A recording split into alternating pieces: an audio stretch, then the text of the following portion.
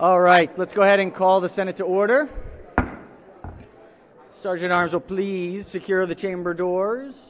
Members, please take your seats. Madam Clerk, please call the roll. Mr. President. All right, Senators, we are very pleased this morning to have Bishop Craig Coates with us from Fresh Start Church and Family Life Center in Glen Burnie, Maryland, guest of the distinguished senator from the 32nd District. Please rise for the invocation. Let's pray.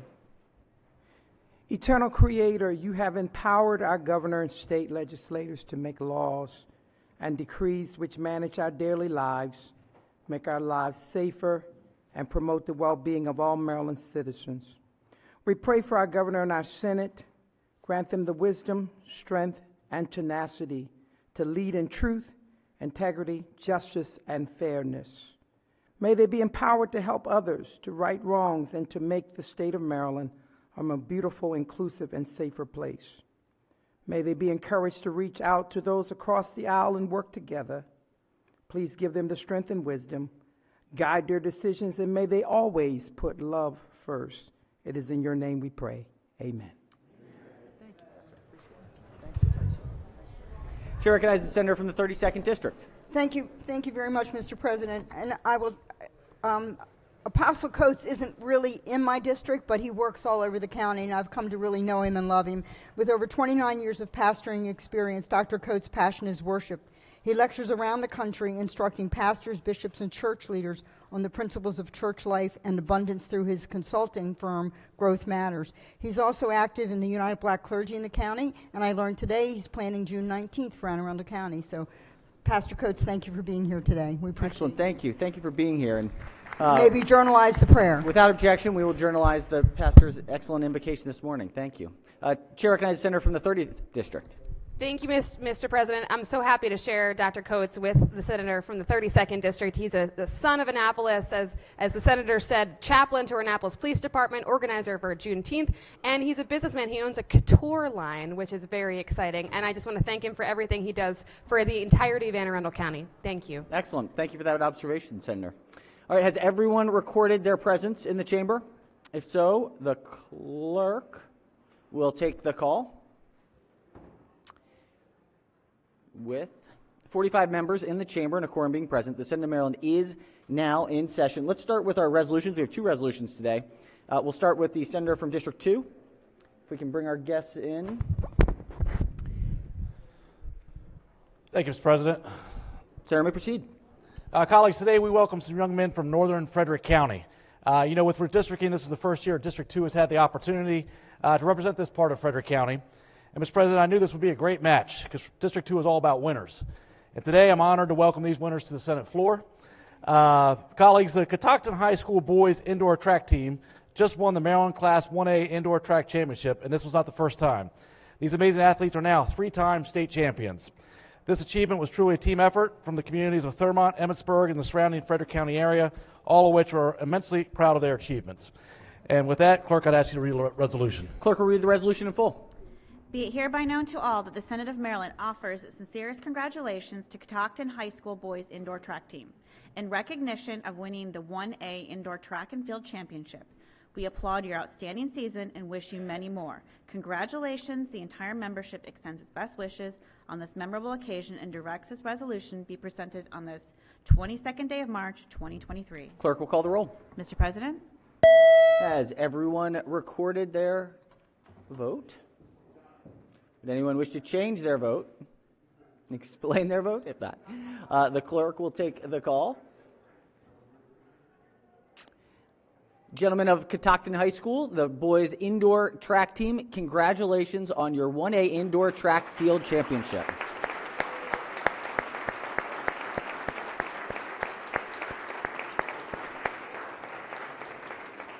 Congratulations. Just make sure those grades are as good inside the classroom as they are on the track. Keep up the great work.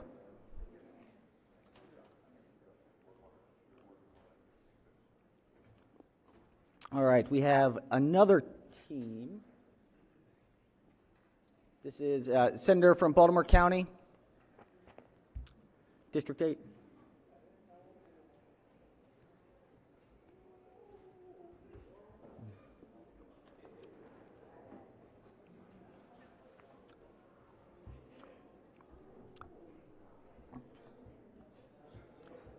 the senator representing Parkville area.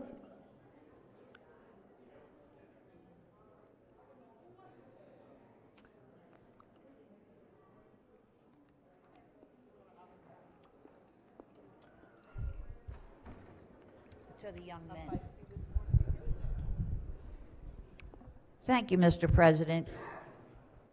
I am just delighted and excited. This is the first time in this chamber or the other chamber that I ever got to get up and announce one of the teams from my district. So I am so, so happy.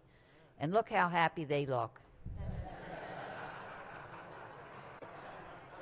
So anyway, I'm going to go. That was off script. I'll go on my script now. But I want to welcome and congratulate the Parkville High School Knights boys basketball team and their whole coaching staff and the whole administration of Parkville High School for winning the 2023 4A boys basketball championship. Let's hear it.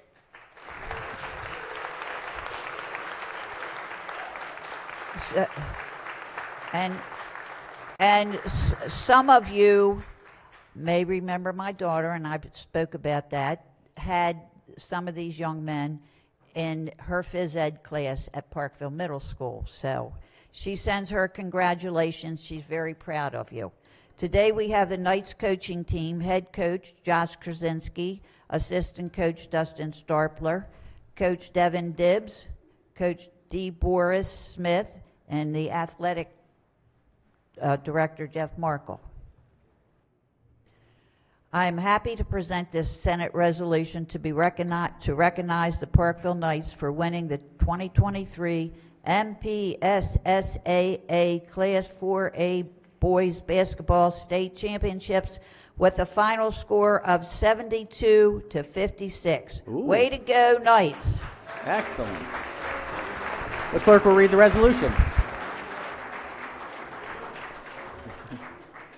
Be it hereby known to all that the Senate of Maryland offers its sincerest congratulations to Parkville High School varsity boys basketball team in recognition of winning the 2023 MPSSAA Class 4-8 state championship. We applaud your outstanding season and wish you many more. Congratulations. The entire membership extends its best wishes on this memorable occasion and directs this resolution be presented on the 22nd day of March 2023. Clerk will call the roll. Mr. President? Has everyone recorded their vote? If so, the clerk will take the call. Gentlemen of Parkville High School of the varsity boys basketball team, congratulations on your 2023 Class 4A state championship. Remarkable achievement. Well done. Congratulations.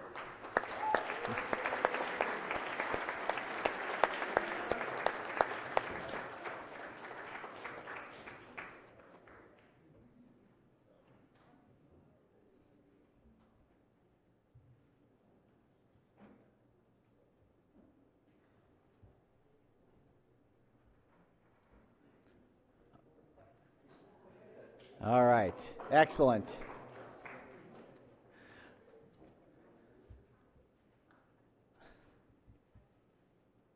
All right, congratulations. Thank you all for being here.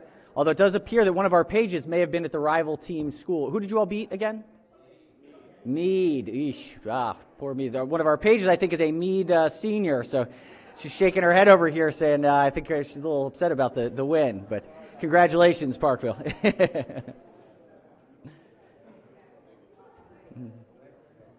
Congratulations.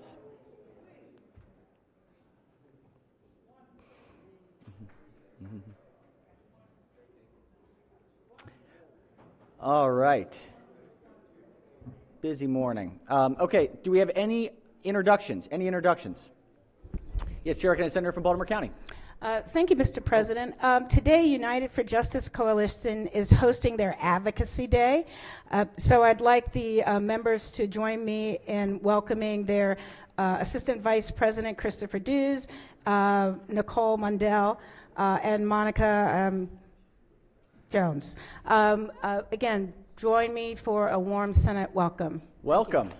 Thank you all for being here. Welcome. We have a packed gallery today. It's wonderful. It's wonderful. The Justice Project. Great to see you all. Excellent. Chair recognizes Senator from Baltimore County. Thanks, Mr. President. Colleagues, in the balcony behind the dais, there's the BJB, I'm sorry, the BBJ, Black Boys Joy, which is a mentoring program specifically dedicated to the development of young black boys of color ages 5 to 13, established during a challenging time for African Americans in the U.S. with a constant publicized threats to our lives from various sources. The goal of the program is to provide hope to the African Americans community by providing life-changing experiences to our youth and the opportunity for our young men to lead.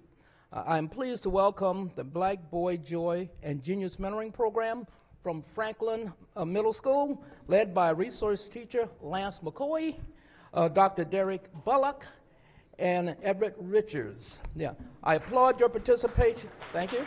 Welcome. Thank you. Welcome. Yeah. Excellent. I applaud your participation in Black Boy Joy and Genius Mentoring Program. May you always find new roads to travel, new horizons to explore, and new dreams to conquer. Thank you. Well said, Senator. Well said. Thank you. Thank you. Thank you. Well said. Chair recognizes Senator from Baltimore County. Thank you Baltimore very much. County Day here in the Senate. It is. It is. Thank you very much, Mr. President. Colleagues, please help me welcome some terrific students and faculty from the Garrison Forest School in District 11. They're joining us today in the gallery with Miss Kathleen Mest, a wonderful language arts and humanities teacher, along with 16 sixth graders who are visiting along with their classmates and teachers, some of whom are at the House Gallery.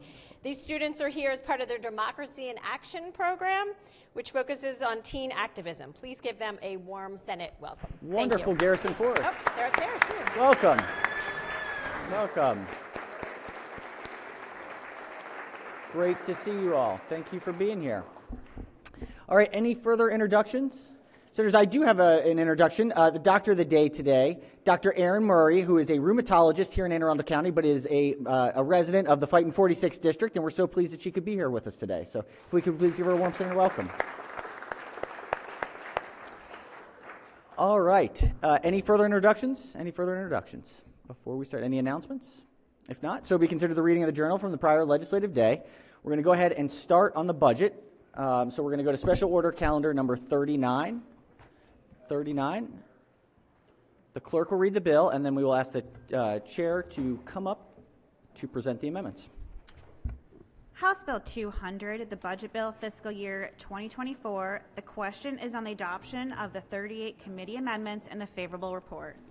All right, question before the body is on the 38 amendments. Chair recognizes the chair of the committee on the amendments. Or rather on the report, I guess. Thank you, Mr. President. Colleagues, the Senate Budget and Tax Committee recommends 38 amendments to the budget. And, Mr. President, we'll have one additional committee amendment at the conclusion of that. These amendments are indicated on the committee reprint and the committee report distributed on Monday. The budget that we put before the Senate today for fiscal 2024 achieves our goal of finding fiscally sound ways to fund the priorities and needs of our state. In the first quarter, under question 1, our actions on the budget responsibly realign funds to invest in the infrastructure that supports us and the programs and services that support our most vulnerable residents and set our state up for a bright future. Our actions go beyond the Spending Affordability Committee recommendations, providing a balanced budget that achieves a $147 million structural surplus and leaves $3 billion in cash reserves. Now I'd like to turn to the committee amendments, which are marked in the committee report and indicated in the committee reprint. Remember, this year the Senate is considering the budget as passed by the House. Senate action that differs from the House is set out in italics and in the report and in the reprint bill. House actions which the committee did not agree are struck. Other actions reflected in the bill and in the committee report are House actions that our committee also adopted. I will introduce the amendments in groups After describing the amendments, I will then move for each group to be adopted.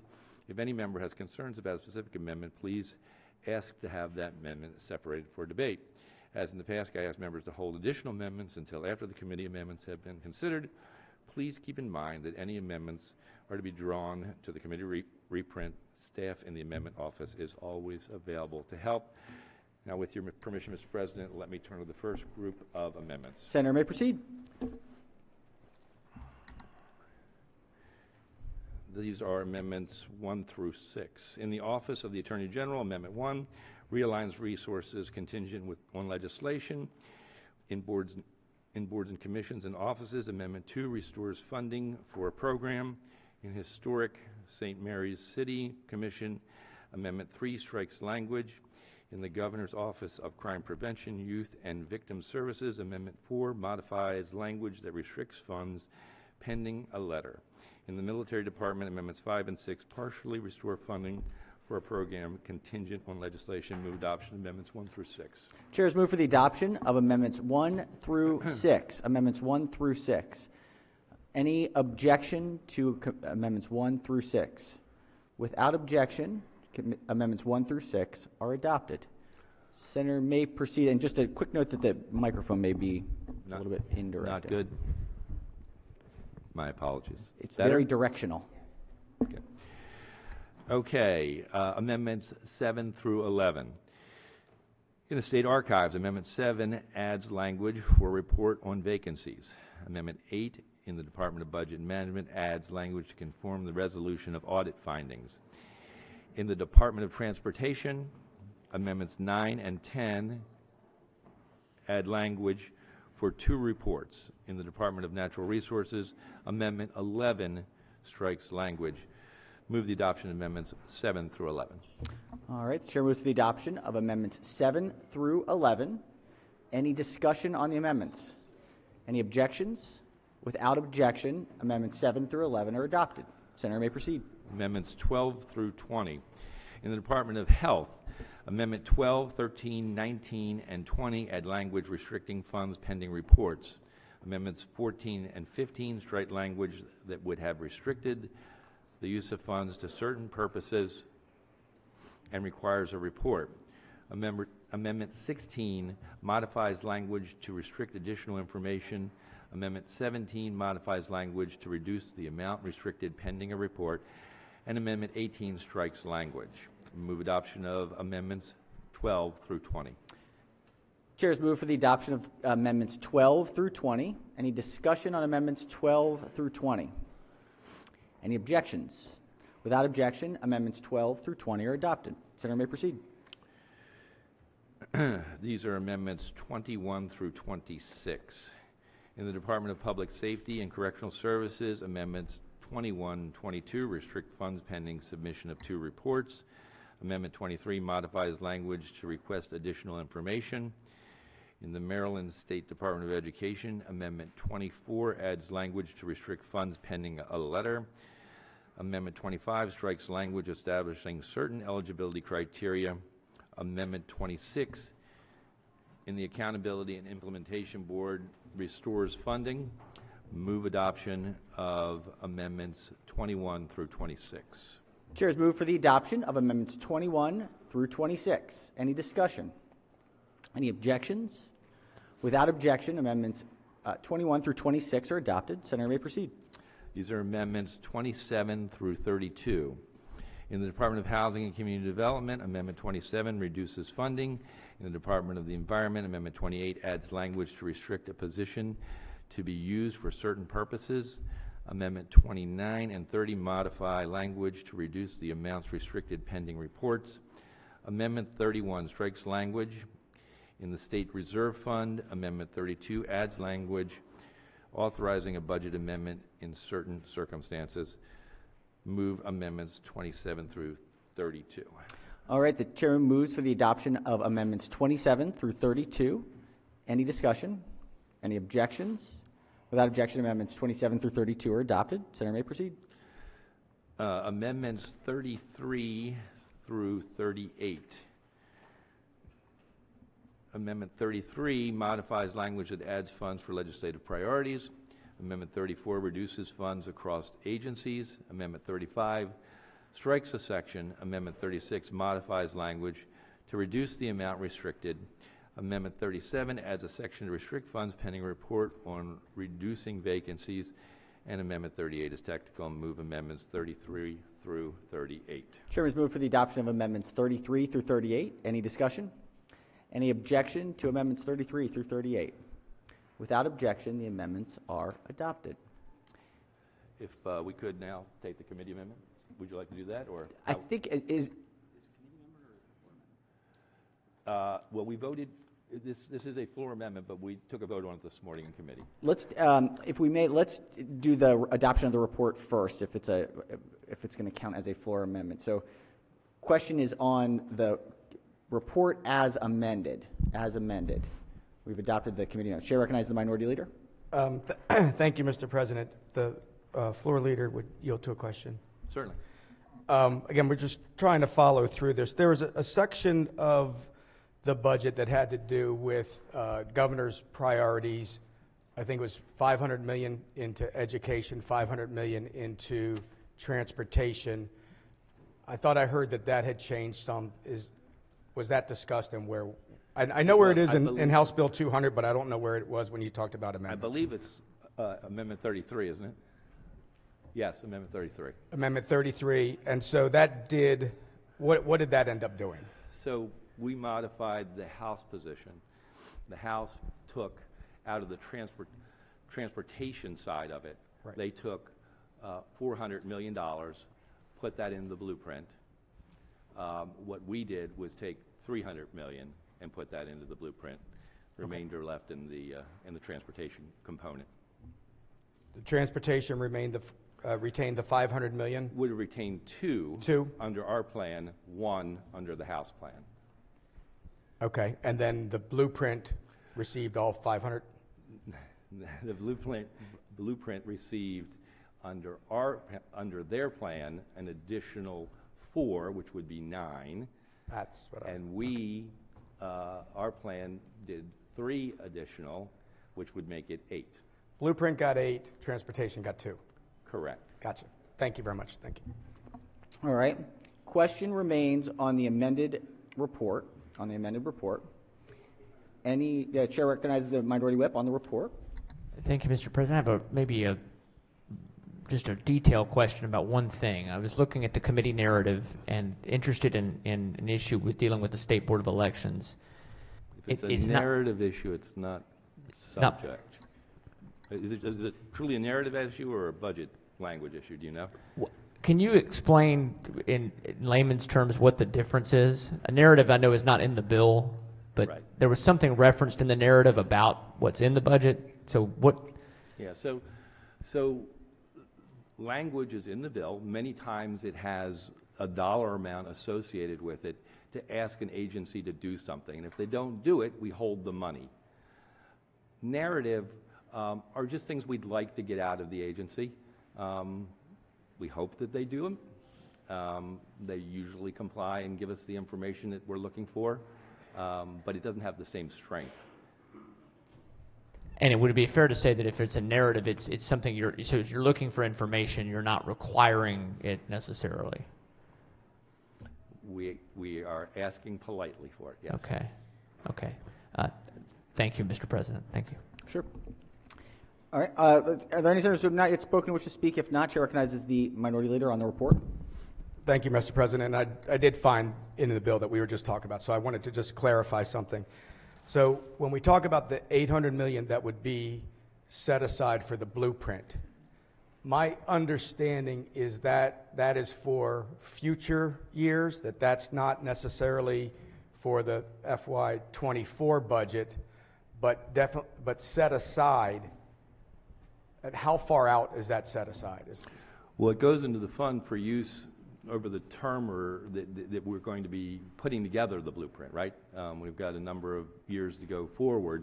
You may recall last year, we actually also put $800 million into the blueprint fund.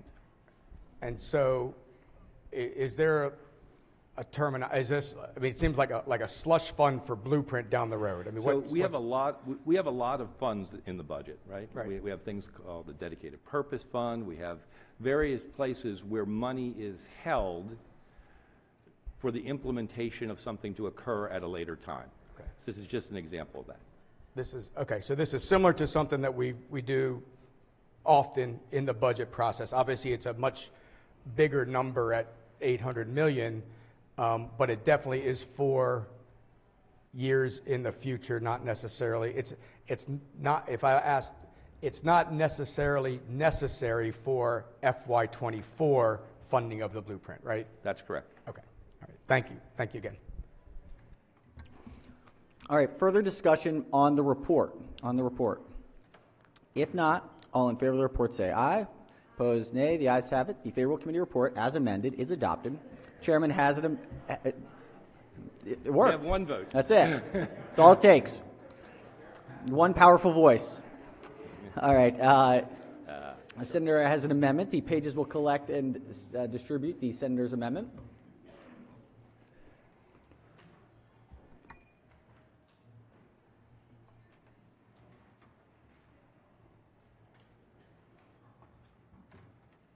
All right, Senator may explain the amendment.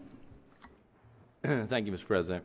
So what you're receiving is basically, I would call a cleanup amendment.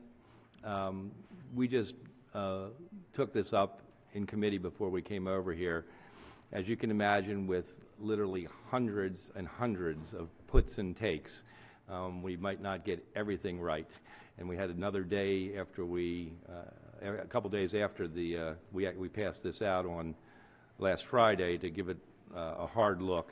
So all this does really is straighten up some things that we either forgot or wanted to clean up. The basics are that there's about $385,000 worth of new programming. Basically, they're all nonprofits. We've got something for Future Farmers of America. We've got something for some security improvements along the York Road corridor. There's a number of things, the Maryland Children's Alliance, for child advocacy centers. So that's one aspect of it. Then there were some sort of corrections in terms of the appropriate funding being placed in appropriate areas, and there was one bigger one that had to do with the Justice Thurgood Marshall Center and the Upton Planning Committee, which is for the Parent J. Mitchell House. Just movements around. It wasn't any change in dollar values. It was just movements around. We also, and we took the money when we did need to take money from sources well within the range of monies that we had to deal with. Again, it's not a whole lot of money. The other thing is that we added, well, first we struck one piece of language, which will give us a chance to have a better and thorough discussion with the House about what's going on with Pimlico and Laurel Racetrack. And we also then put two additional pieces of language in. We add language requested in the Comptroller's Office to a study of fines, penalties, and interest rate charges by the Comptroller's Office. And a second piece that adds language requesting the Lottery and Gaming Control Agency to report on the iGaming issue, which of course we will be taking up over the interim. And we'll have additional information from them to make those kinds of good decisions next year. So with that, Mr. President, I move the amendment. All right, the senator has moved the amendment. Any discussion on the amendment? Any discussion on the amendment? Any objections to the amendment? Without objection, the amendment is adopted. Are there further amendments to the bill or its title? Chair recognizes the senator from District 6. Senator has an amendment. The Yes, sir. will collect and distribute the senator's amendment.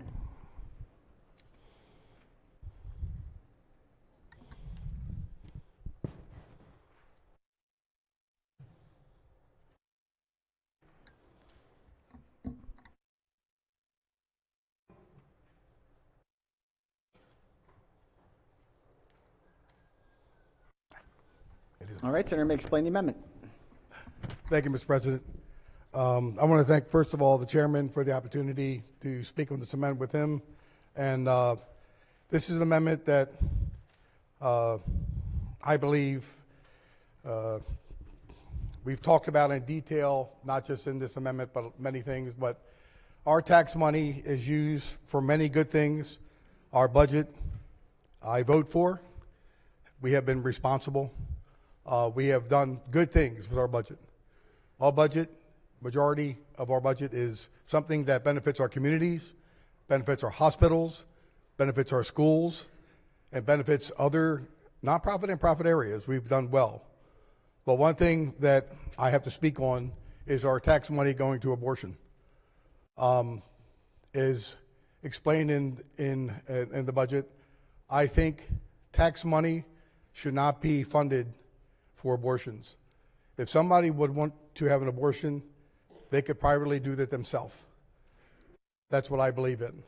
I personally think that our tax money should not be used for abortion. There's situations that I believe that are emergency situations that are definitely different. But just putting money out there nonchalantly for somebody just to get an abortion, I believe is irresponsible for taxpayers' money. So I just wanted to say, if we could move this amendment, I'd appreciate it. Thank you, Mr. President. All right, Senator has moved the amendment. Let's hear from the chair of the committee. Just to clarify, Senator, if I may. Question to the maker of the amendment. Senator may proceed. So this, yes, sir. My understanding of your amendment is that it relates directly to the mental health status of the woman. Is that the nature of this? This specifically is for the Medical Care Program Administration, which it talks about not just the health, but it talks about specifically funding for abortion for taxpayers' money. Sure, right. I'm going to ask the subcommittee chair to address this. All right, Senator yields to the subcommittee chair.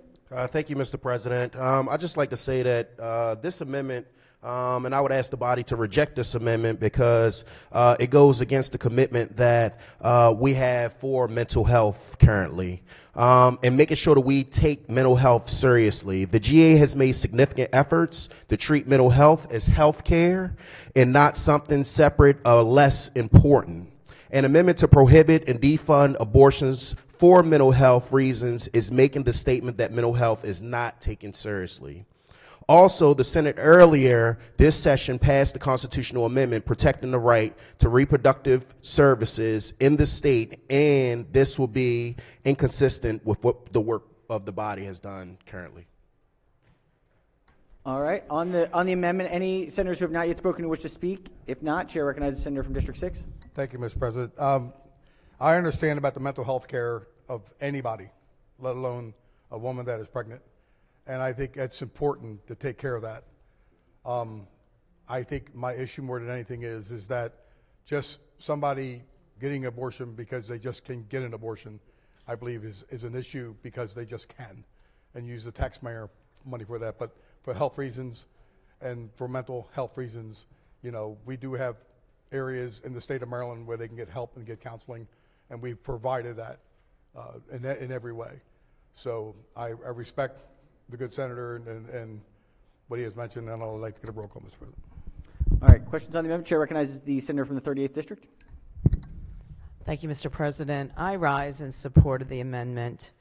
Regardless of where you are on the issue of abortion, Marist poll shows that 60% of people oppose public funding of abortion. Again, regardless of where you are on the position. The Maryland Department of Legislative Services budget analysis for 2023 reports in FY22, Maryland taxpayers paid $7.6 million in Maryland Medicaid reimbursements for abortion for more than 11,000 elective abortions, 0 of those to save the life of the mother, less than 10 rape or incest. I think when we look at these numbers, there's a clear difference, again, on a person's position on abortion and the use of state-payer dollars for abortion. And these numbers, again, the $7.6 million for Maryland Medicaid reimbursements to abortion providers for more than 11,000 elective abortions.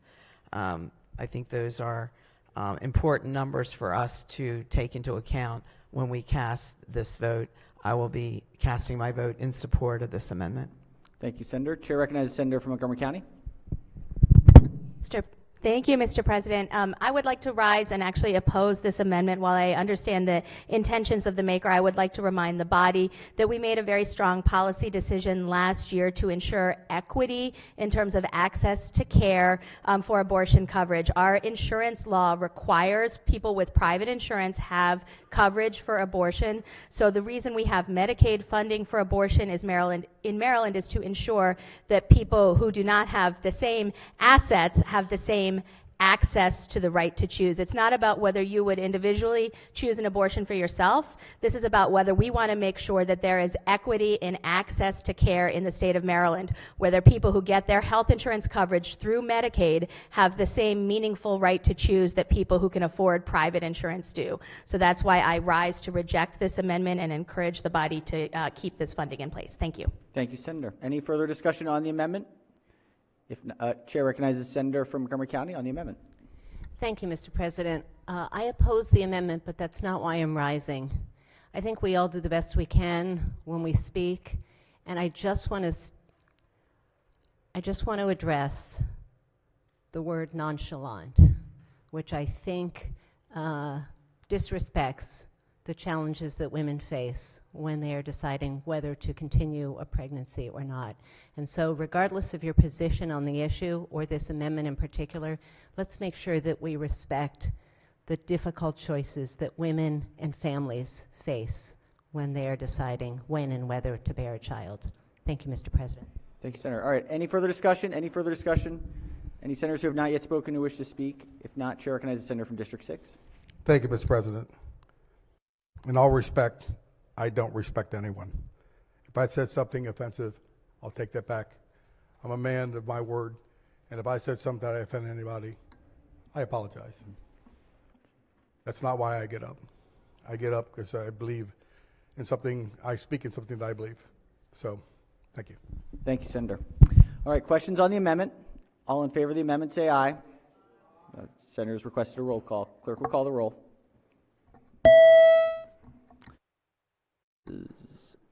Everyone recorded their vote. Anyone wish to change their vote, explain their vote. If not, the clerk will take the call. With 32 votes in the negative, the Senator's amendment fails. Are there any further amendments to the bill or its title? Seeing, oh, yes, Minority Leader has an amendment. The pages will collect and distribute the Senator's amendment.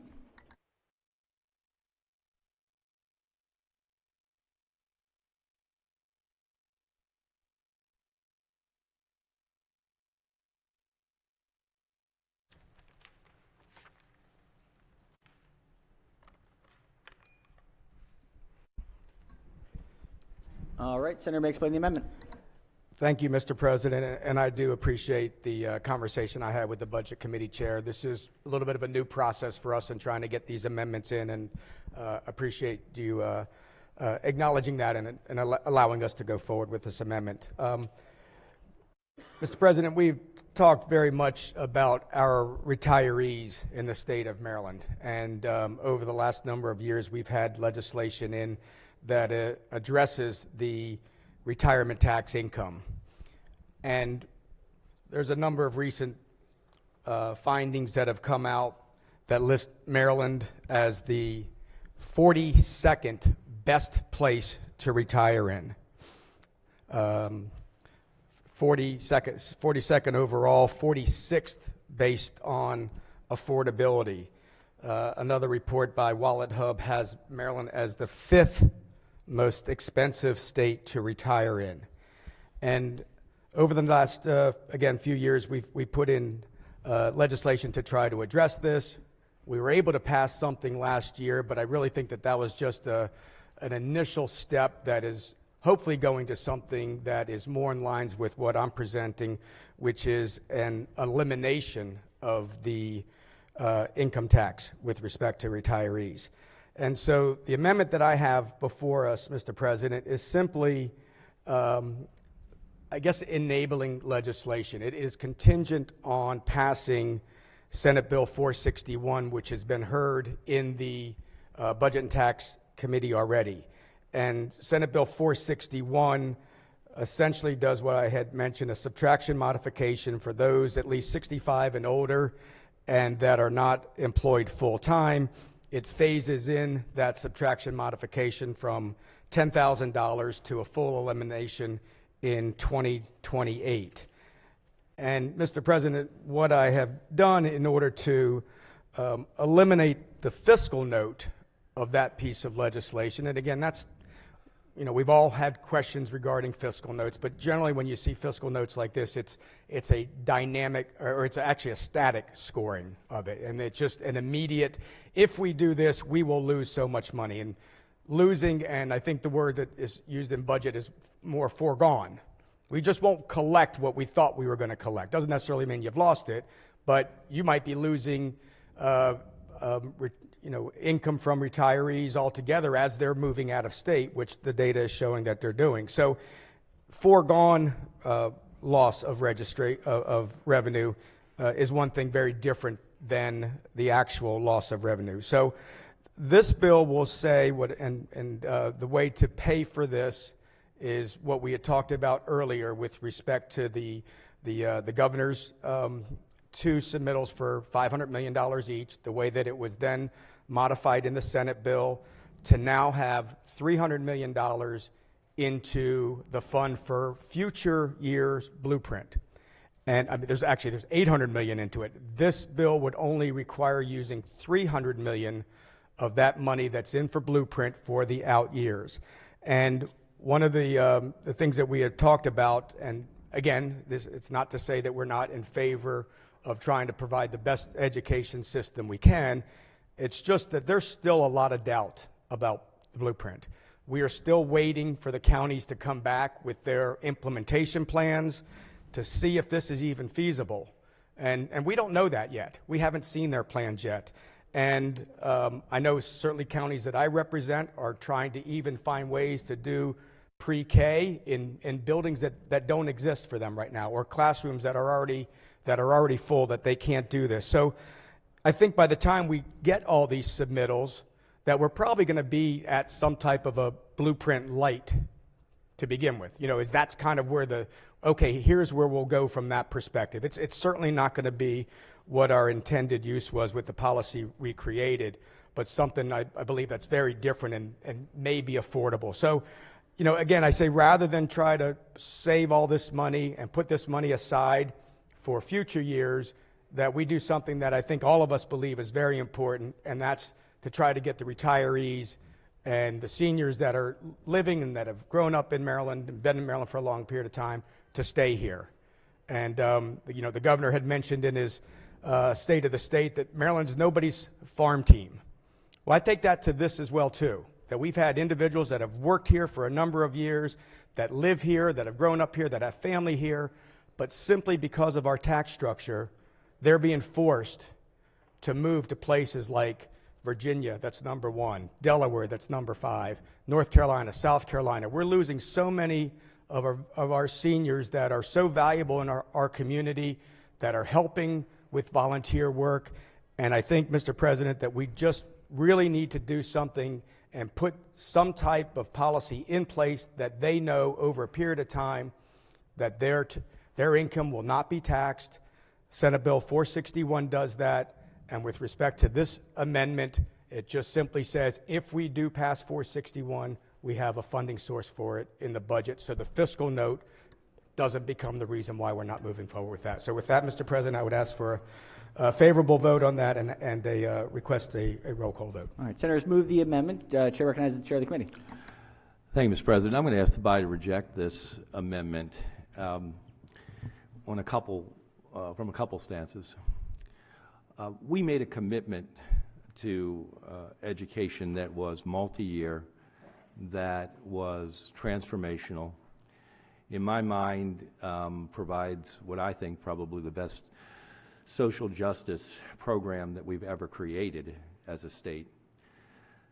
So living up to that commitment to me, and I believe the committee, I know the committee agrees with me, is a critical undertaking and a complicated one. And just to sort of speak to that complication issue, I appreciate also the minority leader's acknowledgement that last year we worked with the Hogan administration to come up with a tax cut program for seniors. We did that in the context of what needed to be accomplished over the long term. Budgeting isn't about 1 year, it's about multiple years and how we accomplish our goals over time. And we were able to do that in a thoughtful way to give some relief and also to live up to that responsibility that we created. Directly to the gentleman's amendment, what it actually does is takes that $300 million that would have gone into the fund as described, but that $300 million is a one-time expense. The proposal that's embedded underneath what is being proposed, if that bill were to pass, just over the next, I believe, 4 fiscal years, is $3 billion cost. And so I don't know where we would come up with the rest of that money, quite frankly. We wouldn't be able to handle all the priorities that we have already in the budget, let alone living up to the blueprint. I don't think it functionally works, aside from whatever philosophical ideas you would bring to this discussion about seniors, about the future of our children, how all that integrates together. However you want to think about that, I just don't believe that this amendment even functionally works to leave us with balanced budgets into the future. So with that, I'd like to ask the body again to reject this amendment. All right, on the amendment, any further discussion? Any further discussion? Chairman? Chair? Oh, yes, Chair recognizes the Vice Chair of the committee. Yeah, I just wanted to put a fine point on what the chairman said. I agree with his comments entirely, and I urge you to reject the amendment. But now, as I understand the amendment, I have 2 problems with it. One is, as the chairman pointed out, it's fiscally irresponsible. It's spending money, foregoing money in multiple years, but only covering that money in 1 year. It's fiscally irresponsible. It leads to a big deficit in the future. That's not a philosophy that I think either side of the aisle believes in, being fiscally irresponsible that way. Secondly, pitting seniors against children. It's not the kind of approach I think we need to take here. We need to be uniting people across ethnic backgrounds, across ages, and working together in solidarity with each other. And this amendment pits seniors against children. And for that reason, I urge a rejection. Thank you, Senator. All right, Chair recognizes the Senator from the 38th District. Thank you, President. 38th. Oh, sorry. 38th followed by the 37th. Thank you, Mr. President. I'll be brief. I rise in strong support of this amendment. The Delmarva region has a disproportionately higher senior and elderly population. And I do want to thank the floor leader for all of his work last year in putting the retirement tax credit in place. And it has, after working on it for many years, that was an accomplishment, a shared bipartisan accomplishment. I just want to point out, and the maker of the amendment highlighted this, but it's very personal for me when he mentioned 2 of the states. The northern part of my district is the state of Delaware, and the southern part of my district is the state of Virginia. And I have retirees that are making decisions about leaving the state of Maryland to go to those 2 neighboring states as well as the others that were mentioned. So again, I think if there's a way to provide more incentives to keep our hardworking retirees here in the state of Maryland, we need to do that. And so for that reason, I'm supporting the amendment. Thank you, Senator. Chair recognizes the Senator from the 37th District. Thank you, Mr. President. I want to lend a word of support for this amendment. I don't discount functional problems that the amendment creates for the underlying budget. But the reality is that some of our districts do border other states where the cost of living is lower, the cost of retiring is much lower. Some of our counties are the oldest aggregate counties or median age counties in the state of Maryland. Our seniors right now are they're having a really hard time with inflation. It's easily put. A lot of them are on fixed income. There was a little bit of support that it was put forward for them, recently, but they're looking for more. And as prices continue to rise, this is an issue that I hear in my district on a daily basis. What are you doing to help seniors? What are you doing to help seniors? I appreciate the problems that the amendment creates for the underlying bill. However, I just want to thank the sponsor for bringing the amendment because it is a hugely important issue. At one time recently, we had a millionaire's tax in Maryland, and I know one county lost a number of their millionaires, and we see a number of people moving to the district from other areas where they're accustomed to paying higher taxes and things of that nature. And it's interesting because the first thing they say when they move is, Johnny, whatever you do, don't let them raise the taxes on us like we were paying up in New York or other places. And I don't want to draw that out to bring a comparison of one state versus the other. I want to just share that with the body to let everyone know that this is something that we hear on a regular basis. And I urge a favorable vote. Thank you. Thank you, Senator. Chair recognizes the senator from District 11, followed by the senator from District 35. Thank you very much, Mr. President. I rise in opposition to this amendment. When I first was elected to the legislature and there were similar amendments and discussions, I actually did a little research way back when. And do you know the single most important reason why retirees move? It is because of family. It is because of family, and it is because of weather. And so I totally agree with the vice chair of the committee. I don't think we want to pit seniors against children, and so I urge my colleagues to oppose this amendment. Thank you. Thank you, Senator. I was saying proximity to water was my first guess, but yes, Chair recognizes the senator from the 35th. Thank you, Mr. President. I rise in support of this amendment. We heard some talk earlier about pitting children against seniors, and I see this totally opposite way.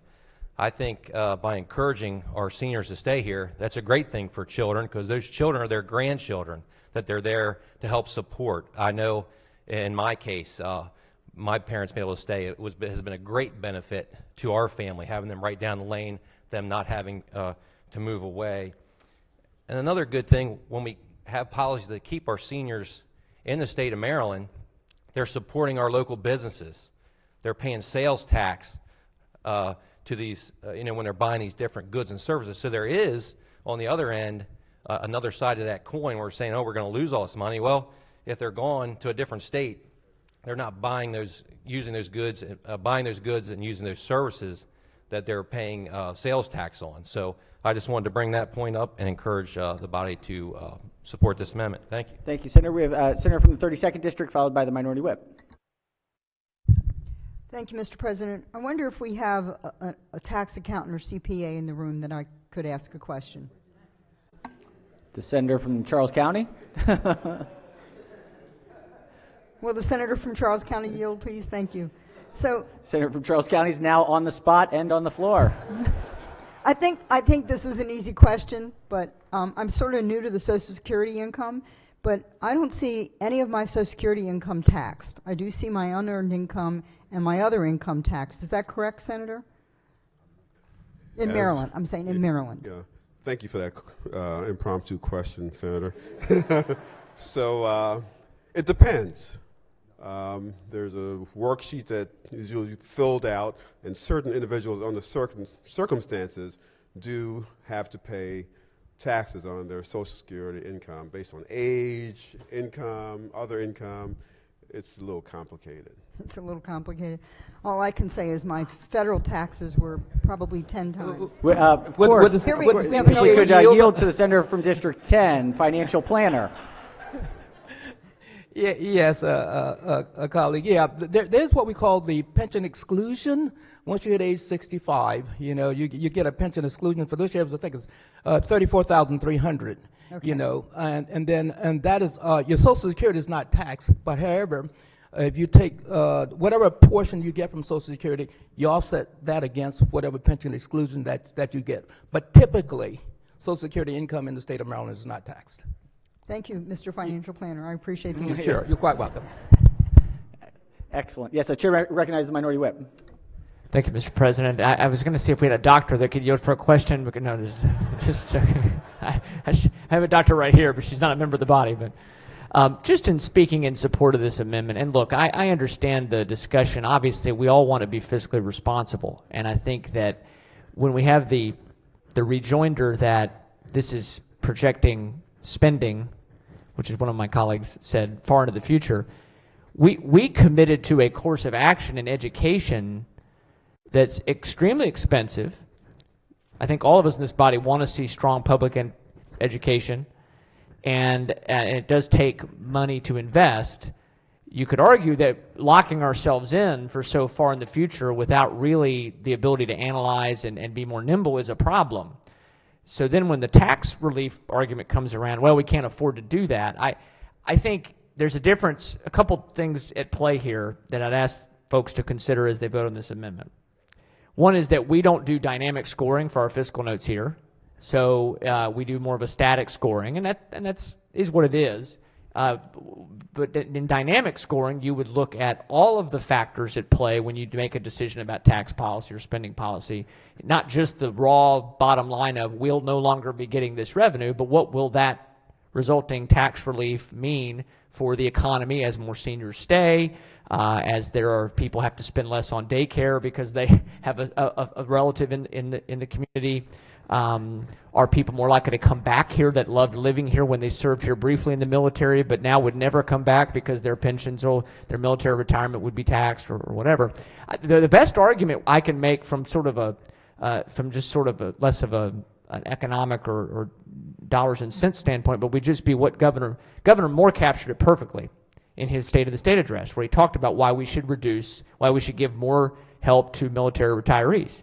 He talked about how it made so much sense because when these military retirees stay here, they invest in our communities, and we'll actually end up coming out ahead. And I stood up and applauded Governor Moore because that's exactly why we should do this. We should reduce this retirement tax burden to keep our seniors here.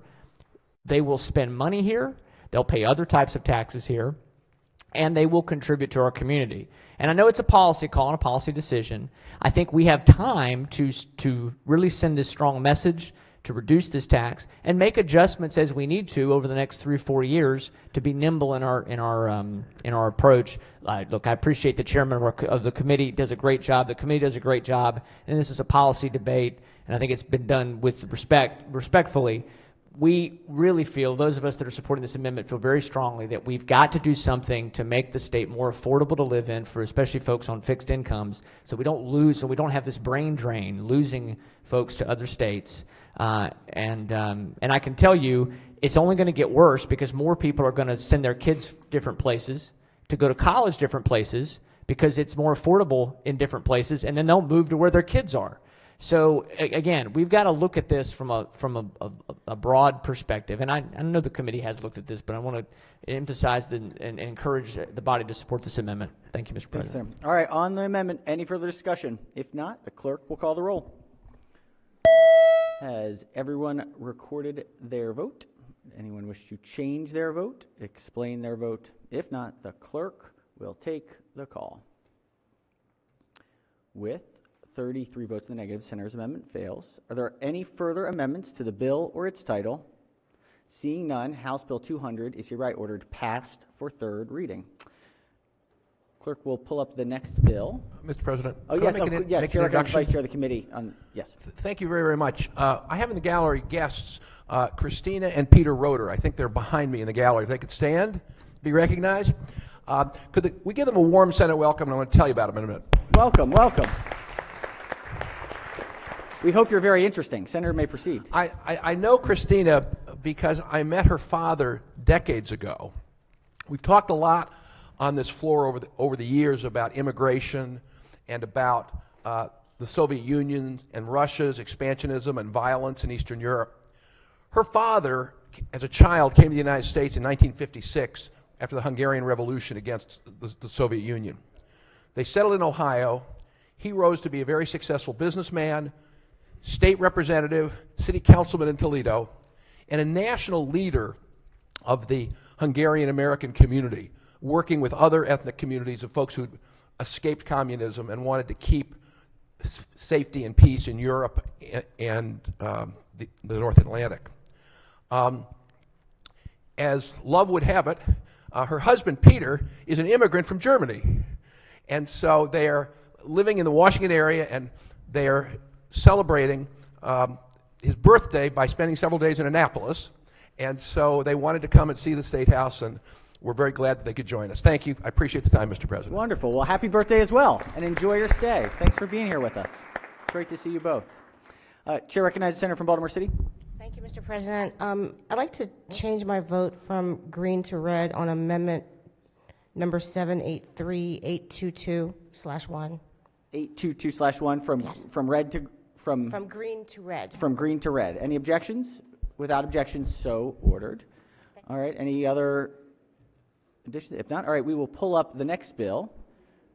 House Bill 202, the Budget Reconciliation and Financing Act of 2023. This is Special Order Calendar number 40. We have the question before the body is on the two committee amendments and the favorable committee report. Chair recognizes the chair of the committee. Thank you, Mr. President. With your permission, I'd like to turn to the amendments on House Bill 202, the BRFA, that have been adopted by the Budget and Tax Committee. I would like to note that the amendments to the BRFA implement the Budget and Tax Committee's action on the budget. There are just two amendments, Mr. President, and I'll read the two and move adoption of them. Amendment 1 is technical, and Amendment 2 strikes a provision that would have provided flexibility in the specializations for faculty being provided to retain certain provided to a certain medical center. Move adoption of the committee amendments on the BRFA. All right. The floor leader moves to the adoption of the two committee amendments and the favorable committee report. On the amendments, any discussion? Any objections? Without objection, the two committee amendments are adopted. Question now is on the amended report. Chair recognizes the senator from 35th District. I'd like to offer amendment at the appropriate time. Excellent. Just give us one moment on the report. Any further discussion on the report before we adopt the report? If not, all in favor of the report, say aye. Opposed, nay. The ayes have it. The favorable committee report is adopted. Senator from the 35th District has an amendment. Pages will collect and distribute the senator's amendment.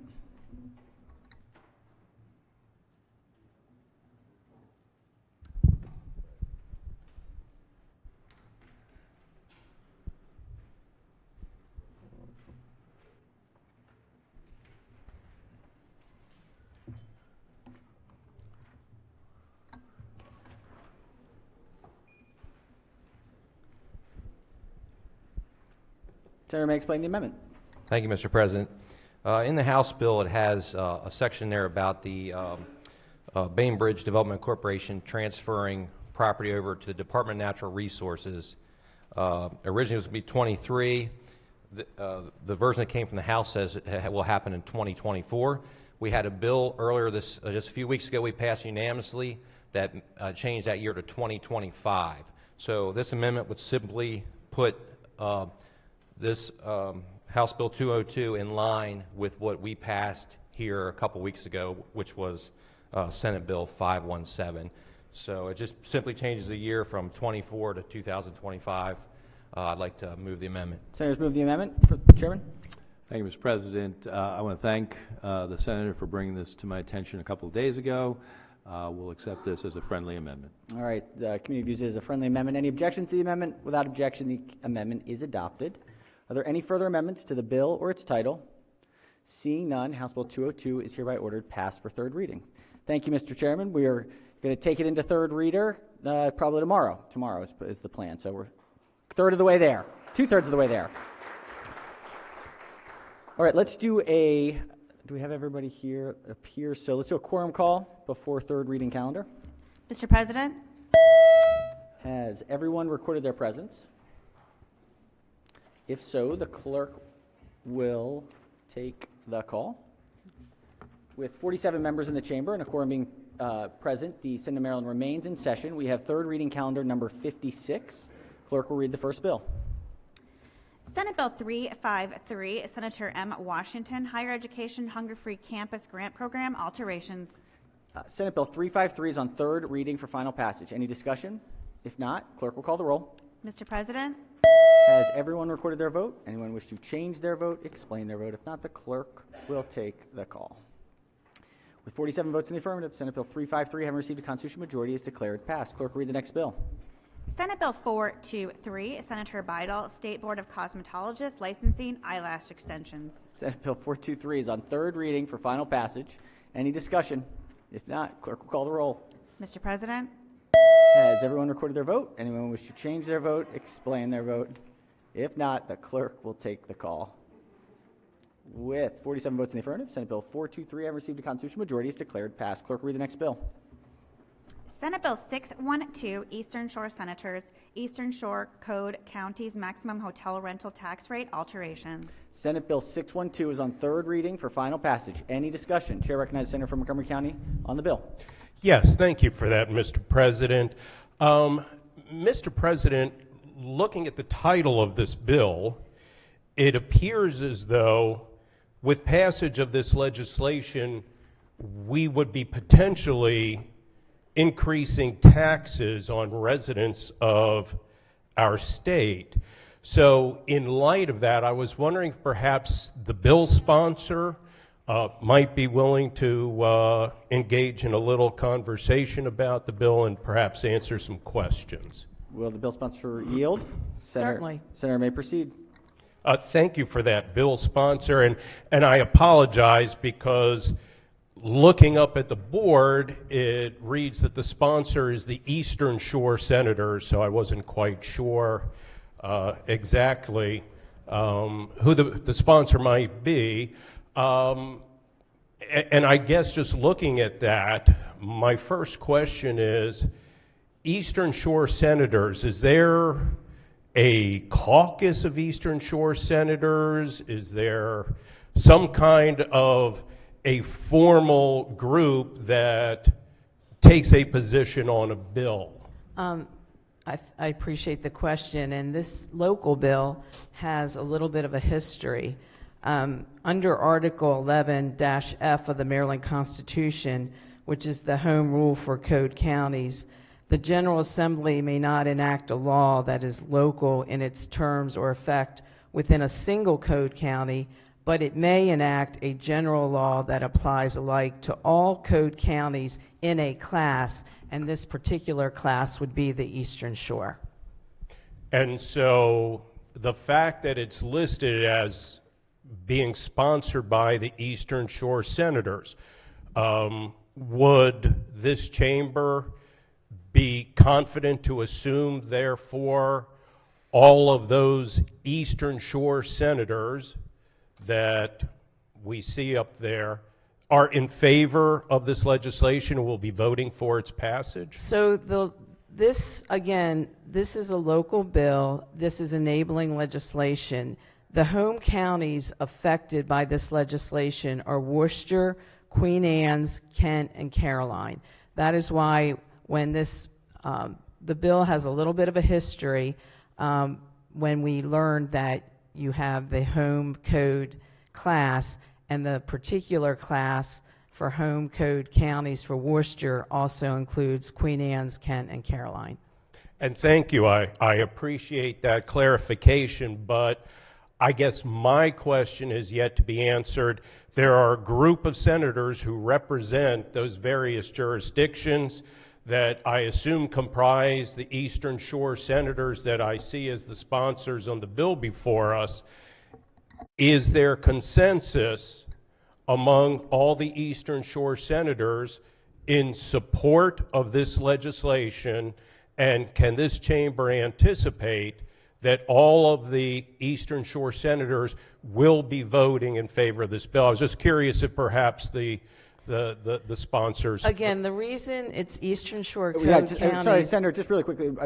I guess the question would be, I assume it's on the floor because there was a delegation letter. It's a local bill, a delegation letter. So I think that's sort of the The question, how people vote, we'll see on the board. Affecting the Right. counties for this bill. Right. So there is a delegation letter in support representing all the senators. That's correct? I think it represents the senators who have... That are affected by this bill. At least the committee moved it to the floor, so suppose. Thank you for that. All right, the next question I have is that this appears to be a tax increase on hotels and motels in the jurisdictions that are represented before us.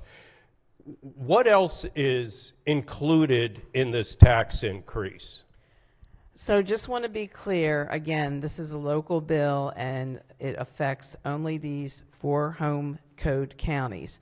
I also want to point out, just so the body has complete information, that the rate in these counties, for instance, Worcester County, is at 5%.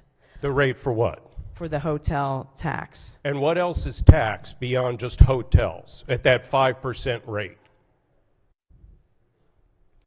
Does it include, for instance, apartments, condominiums, cottages, mobile homes, condominiums, and all other sleeping accommodations? Are they included in this potential tax increase? This request came at the local level for this particular hotel rental tax rate. Okay.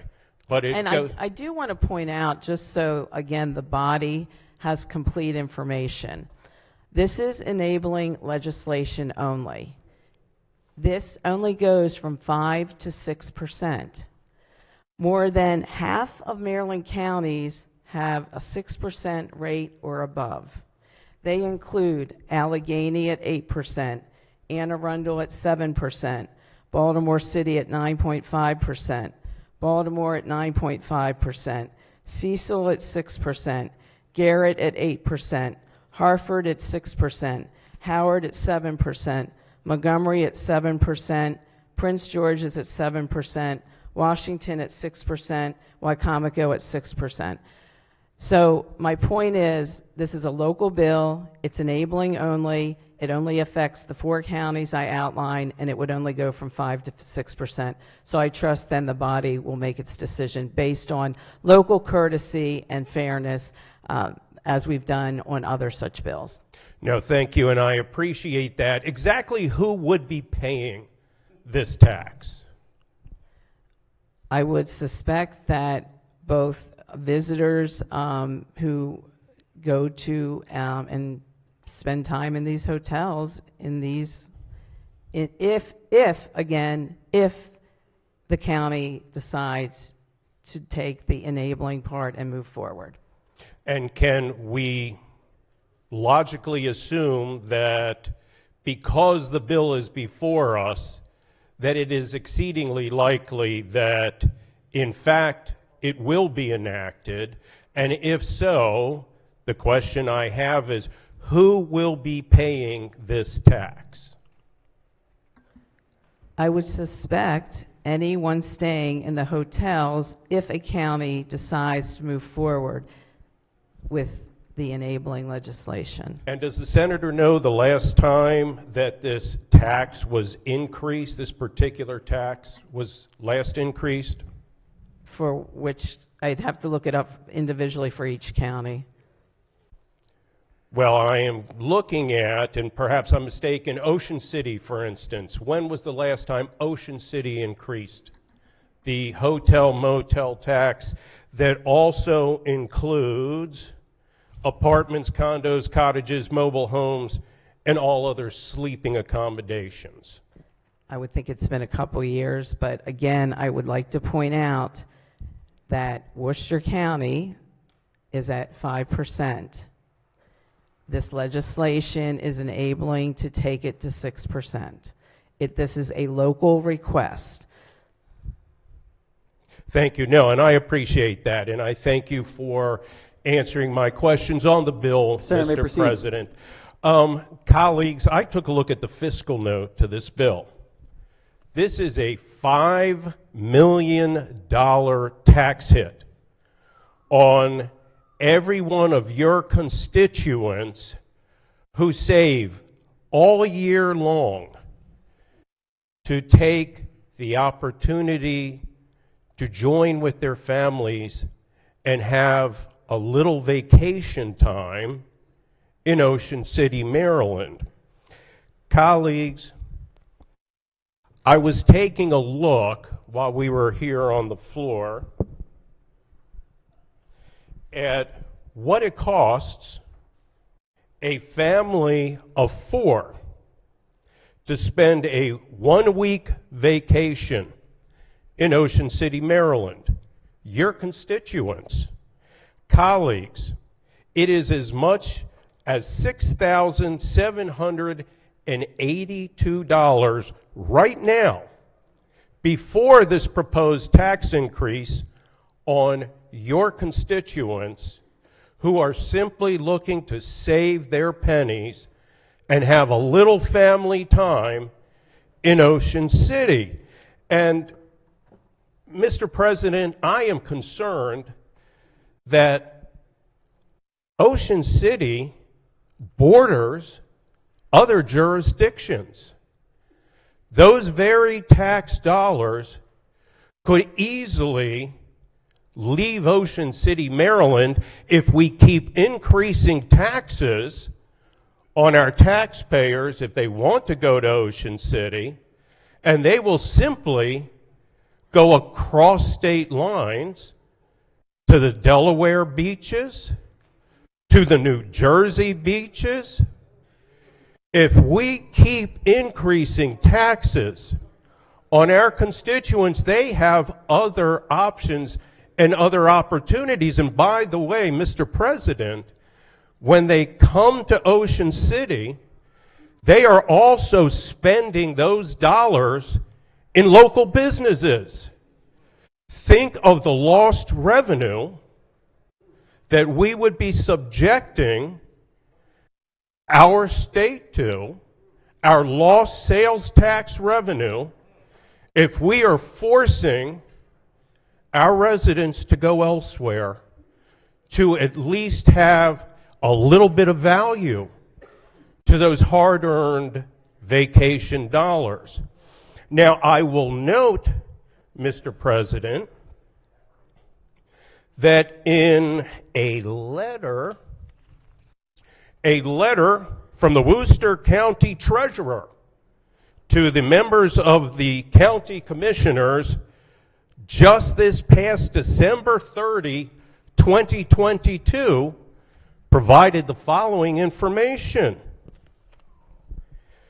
The county continues to maintain the second lowest property tax rate and the lowest income tax rate in the state. Do you know what that means, colleagues?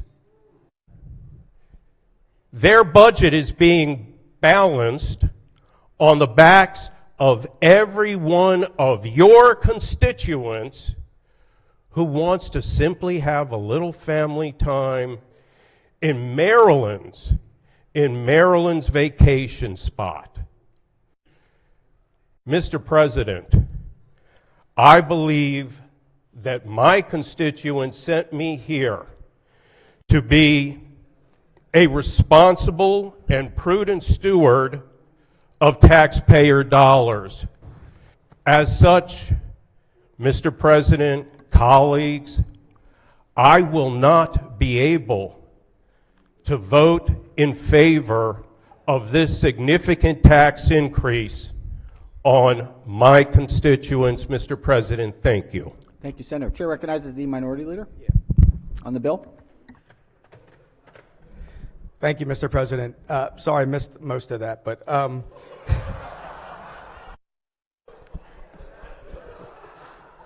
anyway, but the part that I did hear was that we have people that are wanting to be stewards of the taxpayer dollars. And I would note that in the documentation that DLS provided, although this would only increase from 5% to 6%, Montgomery County is at 7% hotel tax, 7%. And in fact, Montgomery County brought in over $21 million in hotel tax just last year.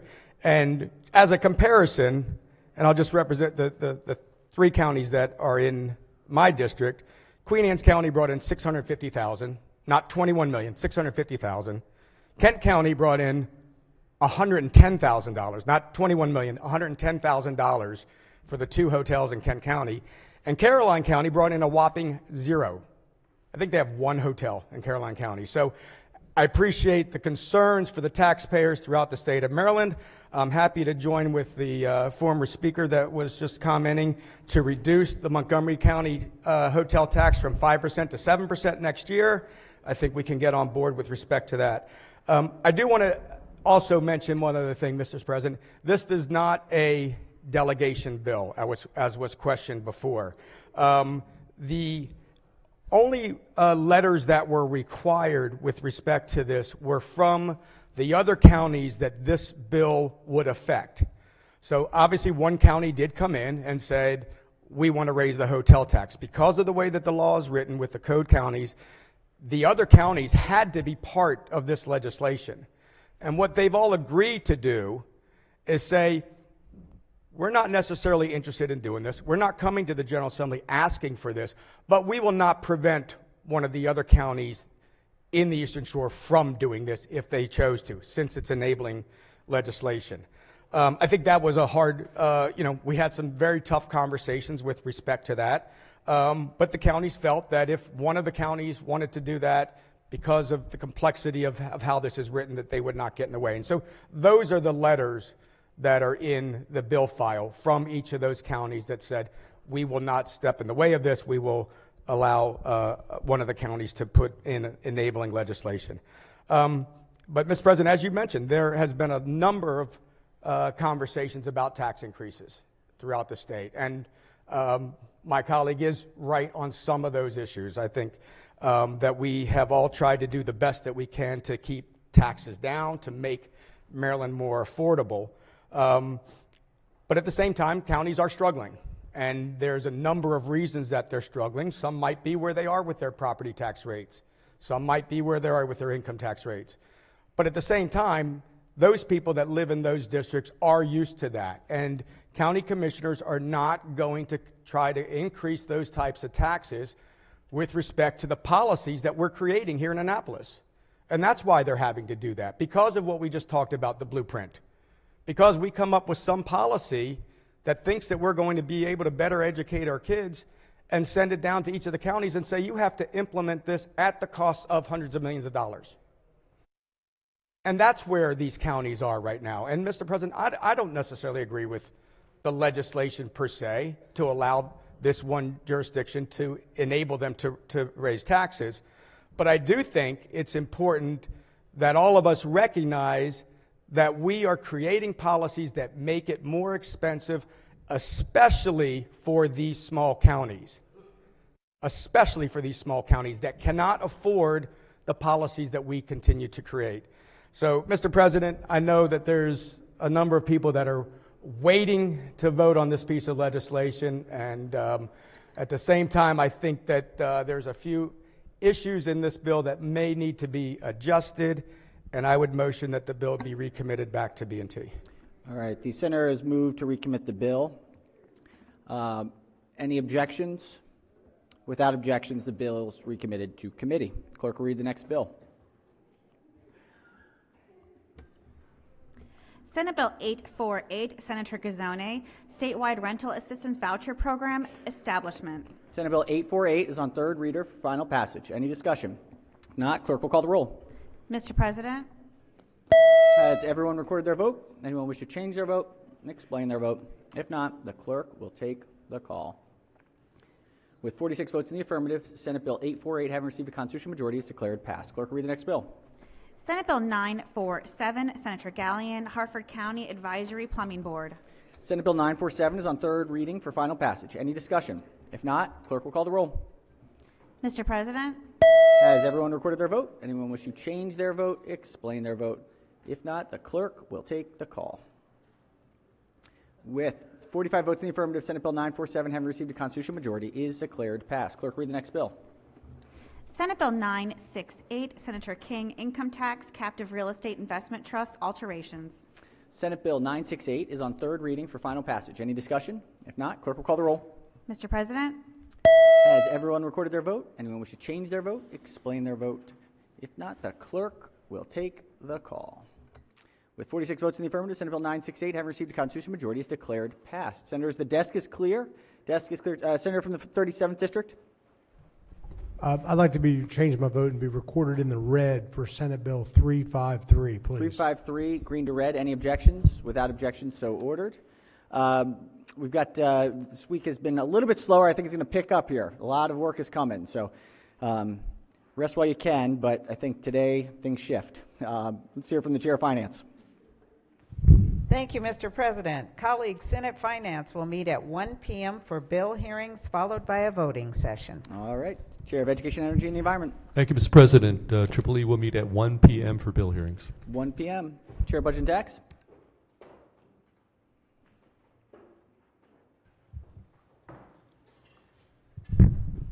Pass for a minute. Chair of Judicial Proceedings. Phone a friend. Thank you, Mr. President. The Judicial Proceedings Committee will meet today at 1:30 for bill hearings. 1:30 for Judicial Proceedings. I hate to say it, but I think we're off today. All right, B&T. Rest while you can. You know, a big day tomorrow. Third reader tomorrow. All right, let's see. Any other standing committees? Select committees? Delegations? Caucuses? Yes, Chair recognizes the senator from Prince George's, veteran, Southern Maryland. A little both, of all three, actually. So thank you, Mr. President. Prince George delegation will meet at 3:30, unless we have a problem. Committees. Prince George delegation, 3:30? 3:30 for Prince George delegation. If I might, Mr. President, Veterans Caucus, there's a breakfast with the governor tomorrow morning, 8:30. I think most folks have RSVP tomorrow morning, 8:30. Veterans Caucus breakfast with the governor. So thank you, Mr. President. Wonderful. Thank you, Senator. Any further announcement? Chair recognizes co-chair of the Protocol Committee. Thank you, Mr. President and colleagues. I believe in the balcony we have the United for Justice Coalition. Not sure if they're still there or not, but we could give them a warm Senate welcome. That'd be fantastic. Welcome. Thank you. Any further announcements? Any further business before the order? For the good of the order, rather. If not, let's do a quorum call before we adjourn. Mr. President, Has everyone recorded their presence? If so, the clerk will take the call. With 45 members in the chamber and a quorum being present, the Senate of Maryland remains in session. Chair recognizes the Majority Leader. Thank you, Mr. Chairman, or Mr. President. I move the Senate of Maryland stand adjourned until Thursday, March 23rd at 10 a.m. Without objection, so ordered. 10 a.m. Have a phenomenal day, everyone.